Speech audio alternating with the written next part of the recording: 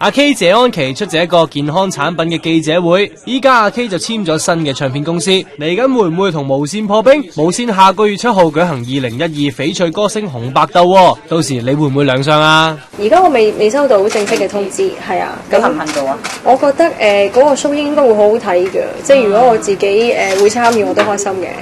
阿 K 仲慨嘆話，成為咗前唱片公司同無線之間鬥爭嘅犧牲品啊！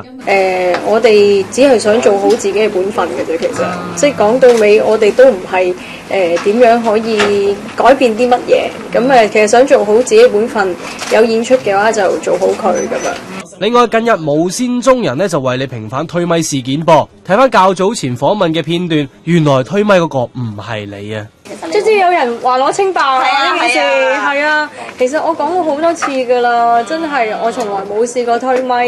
亦都冇試過拒絕訪問，係公司即係問過公司點樣處理好啊咁樣，係公司嘅同事拒絕嘅，